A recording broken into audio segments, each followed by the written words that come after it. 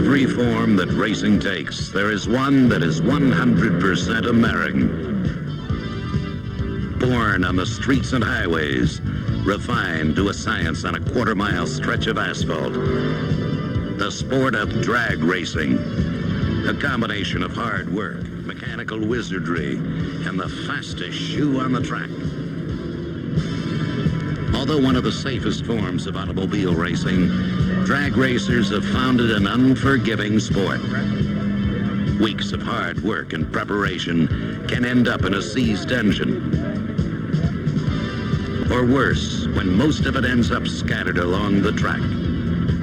A fraction of a second's hesitation can leave you at the Christmas tree while the opponent is well on his way. And if you're a little too anxious, jumping the gun is an instant disqualification. In elimination rounds, there is no second chance. No way to make up even the smallest error in driving or preparation. National titles have been won by as little as 0.003 of a second, and upset victories are almost expected. The professional classes in drag racing are Top Fuel Dragster, Top Fuel Funny Car, and Pro Stock. Top Fuel Dragsters are a radical example of the sport. Long, narrow chassis with thundering 2,000 horsepower supercharged engines and automatic transmissions mounted behind the driver. The huge wings apply downforce to the rear wheels. Top Fuel Funny Cars are basically a shortened fuel dragster with a fiberglass body. Both Top Fuel dragsters and funny cars are allowed to burn nitromethane fuel and are able to reach speeds of 260 miles per hour. Pro Stock race cars most closely resemble production vehicles. And this class is probably the most competitive of all pro classes. With engine displacement rules allowing up to 500 cubic inches, Pro Stockers have been reaching speeds that up until a few years ago were the domain of the fuel dragsters. And doing it without the help of nitromethane fuel or superchargers. And unlike the automatic transmissions used in dragsters and funny cars, Pro Stockers have a multi-plate dry clutch that is released manually, making for absolutely brutal acceleration. The spectacle is almost unimaginable. 1,000 horsepower stuffed into cars weighing less than an Escort, launched off the starting line as if sprung from a rubber band. In less than a second and a half, a Pro Stock machine can reach a speed of 100 miles per hour, exerting almost 8 Gs of acceleration. Courage aside, it takes some physical strength and stamina to handle that kind of punishment. But manhandling the wheel is not the way to drive a Pro Stocker. Over-control could be disastrous, and any sudden moves will scrub off speed. That's the mystery and art of drag racing, combining brawn and brute force with hair-trigger reactions and delicate, precise driving. Of all the legends in drag racing, past and present, there are only a handful of racers whose names have transcended the sport to become part of the American experience. But the longest winning streak in drag racing history, the greatest number of world championships, belongs to a family from Indianapolis, Indiana. Bob Glidden, his wife Etta, sons Bill and Rusty, have put together the greatest show in drag racing history, setting and breaking records like no other since the beginnings of the sport. So the competition has plenty to worry about when Bob warms up his tires and gets ready to race. The carefully prepared Thunderbird is more than a match for any car in the field, and Bob's skill as a driver is undisputed. Here at their race shop in Whiteland, Indiana, the Gliddens are at work preparing for another racing season. There is no clue from the quiet setting as to what goes on inside. Past the racks of trophies that Bob has collected in over 20 years of racing, and into the shop where Bob, his wife Etta, and sons Bill and Rusty spend upwards of 12 hours a day. This is the heart of the Glidden racing operation. Not the machines, jigs, and fixtures, but the Gliddens working together to put the winningest pro stocker on the track. It's a family affair that started in 1963 when Bob and Etta were racing a stock Ford Galaxy. Drag racing back then was exciting, a new sport that had quickly taken root and spread throughout the country. Drag strips were everywhere, and the Gliddens traveled thousands of miles in a year's time to race at tracks in Kentucky, Ohio, Tennessee, and Arkansas. Etta recalls those early days. Well, with two small children, it was a little tough, but we enjoyed it, and we did it as a family operation, so both of the boys went with us. Of course, one of them was rather small, and he was still on baby food and formula, so between rounds, we heated his formula and his baby food on the intake of the car after Bobby'd make a run, and everything worked out fine. And we'd load up either one or two race cars, whichever we were taking at the time, and head for a drag strip, normally in Kentucky. And we'd race Friday night, and after we were finished at the track, we'd leave there and head for a racetrack in Ohio for Saturday, normally Edgewater on Saturday night, and then we'd race there. And after we were finished there, we'd head for a racetrack, normally Kilcare or one of those in that area around Dayton on Sunday. And it was just a continuous thing. And then after the race on Sunday night, we'd drive home and go to work on Monday. The family scrapbook holds memories of those early victories, the boys growing up to the sights and sounds of racing. By 1967, Bob was driving in Superstock, sponsored by his employer, Ed Martin Ford. Drag racing was starting to grow up in a hurry. So was the Glidden's racing involvement. The plaques and prize money were just starting to pile up. It's nice to have so many trophies that you can afford to use a few as ashtrays. It's also nice to see one of drag racing's legends as candid about himself, his career, and his family as is Bob Glidden. Well, my family is really very important in the success of the business and in drag racing. With their dedication, it's easier for me to devote a lot of my time towards a business, and they give the same themselves as I do, so it's not like a paid employee in the business. Everyone is pitching in as best they can because they are family. The Glidden shop is busy as they prepare the Pro Stock T-Bird for the new season. Bill and Rusty set up the aluminum alloy block for milling, taking a few thousandths off to true up the surface for a better seal. There's a special approach to every part of the engine, with Bob's own blend of experience and ability lavished on every detail. The entire race shop is geared to developing and campaigning the Pro Stock engines used in NHRA and IHRA competition. Pro Stock is one of drag racing's most popular pro classes. The cars closely resemble a production vehicle, but the outside sheet metal is where the similarity ends. Essentially, the cars are a tube frame cage, and body panels are attached to the frame with quick-turn fasteners. This gives the dragster the appearance of a street car, but its only purpose is to get down that quarter mile in one big hurry.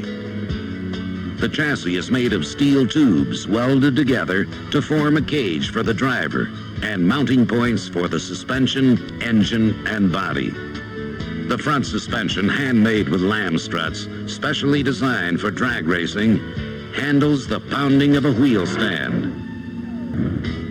The Lamb brakes can hold 1,100 horsepower at the starting line. The small front tires are designed to keep the car pointed in the right direction without creating extra drag or adding weight. The driver's compartment is all business. Instruments are at a bare minimum, displaying critical information that Bob will glance at just before staging. A very important gauge is brake hydraulic pressure. Because there is no neutral gear position, the clutch plate can edge the car forward, even when the clutch pedal is down. That tiny red button on the gear shift is a brake switch. It holds the front wheels in lock until Bob releases it at the green light. The familiar creep of pro stockers is this use of the brake switch. The driver cannot cross the starting line once he has activated the staging lights. Bob must apply brake while one foot is on the clutch pedal and the other on the gas. When the light turns green, release the clutch, the brake switch, shift, and hit the gas all at the same time. Bob shifts each gear individually. Let's watch that in slow motion. The first shift is second gear. In less than 4 seconds, Bob has shifted all 4 gears, accelerating in his last gear to 180 miles per hour before pulling his parachute.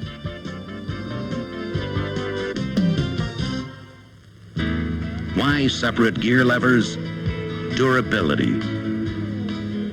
On this Lenco transmission, there is no shift linkage to bend or break. Each gear is engaged by a bell crank. Inside, a shifting fork pushes the gears into place.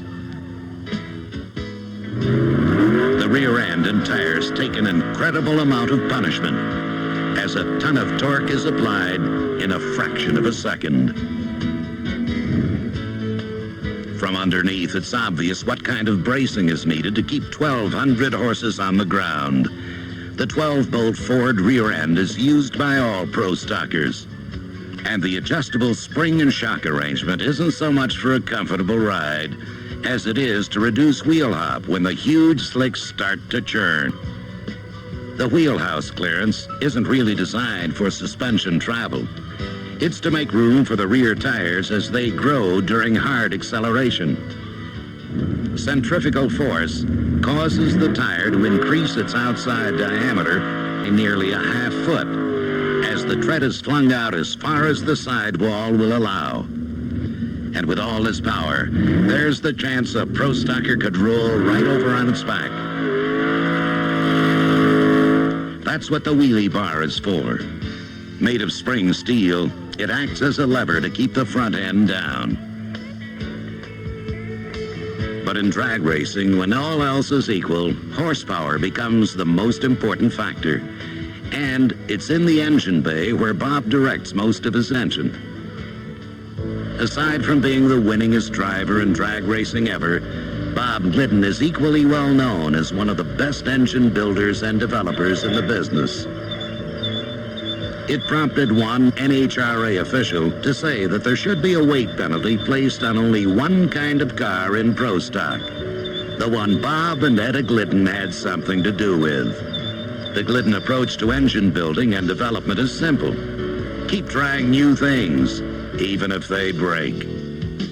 Bob, Etta, Bill, and Rusty spend countless hours in the shop working on the engines.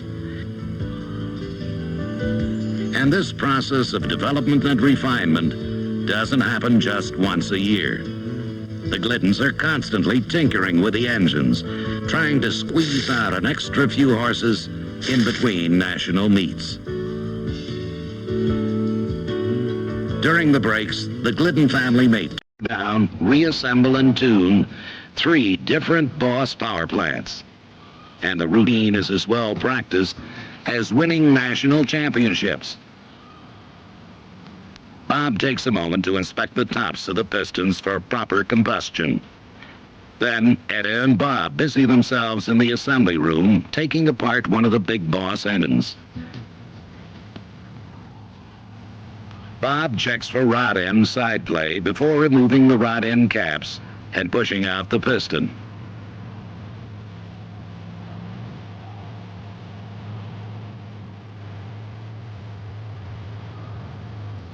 Eda's had considerable practice at this sort of work. She's been tearing down engines ever since the day she quit her bookkeeping job back in 1973. The blocks, pistons, and heads are aluminum alloy with the 87-pound crank forged in steel, tempered, then magnafluxed. Valve train assembly is the final touch on a pair of Glidden-prepared racing heads, complete with head chamber secrets Bob keeps to himself. Valves, valve guides, springs, and retainers are selected carefully. Bob will sometimes alter the valve train for a particular track or altitude, years of experience guiding him in the best choice. Billy spends a lot of time checking tolerances on the hundreds of parts that make up a Glidden racing engine. With more experience on heavy-duty racing machinery than mechanics twice his age, Bill has developed a good feel for nicking just the right amount of metal from a piston or crank. One of the new NHRA engines is almost ready for a break-in run. Eda puts the finishing touches on it, and then she and Bill wheel it into the dyno room for a run. Drag race motors have a very short life expectancy and are impractical for runs longer than 3 or 4 minutes. The Boss motor was originally built to put out 450 horsepower. In drag racing tune, with a Glidden special touch, this Boss Hemi-head engine is capable of producing more than 1,150 horsepower. Naturally, short engine life is expected because of the strain on the internal components and engine heat. Standing at the console of the Stuska dynamometer, Bob handles the throttle and load control. Bill checks horsepower and torque output, noting flat spots in the power curve. Eda keeps a sharp eye on oil and fuel pressure during the dyno test. Bob applies load as the engine revs to the red line. Another Glidden masterpiece showing its stuff. Timing changes, a different carburetor jet, a tighter valve setting may put a few more horses at his disposal. Bob is interested in winning. Every moment devoted to developing these engines will make him more competitive on the track. And he's been carrying on this engine development almost single-handedly. Bob has always built his own engines, even back in 1972 when he sold his Super Stockers and first moved into Pro Stock in a Pinto, sponsored by Ed Martin. His first win came at Indy, his hometown track, in 1973, and prompted both him and Eda to thought. Well, we made a decision to leave our accustomed weekly paycheck and take the big chance and go for it and try professional racing to make a living. And soon after we did this, fortunately for us, it paid off. The first major race we went to, we were runner-up at that particular race. And since then, drag racing has been very good to us. Bob Glidden, with Eda's help, went on to win race after race. And in his first full professional season, won his first NHRA World Championship, repeating that feat in 1975. Bob ran IHRA drag races as well, winning a record 8 of 9 national meets in 1976. In his Fairmont, Bob racked up another NHRA World Championship during the 1978 season. In 1979, Bob and Eda put together a Chrysler-backed effort that netted them a 4th World Championship. But the following year, we're back in a Ford Fairmont, catching points leader Lee Shepard at the World Finals to capture a 5th World Championship. Ford Motor Company and Motorcraft now entered the picture, sponsoring the Glidden's racing effort. The NHRA changed the rules for Pro Stock, allowing large displacement engines in 1982. The Glidden family campaigned in EXP after a winter of looking for parts to develop the old Boss 429 Hemi into a drag racing engine. This was the first year of the big engines, and parts were scarce. But the Gliddens kept on going, winning the Spring Nationals.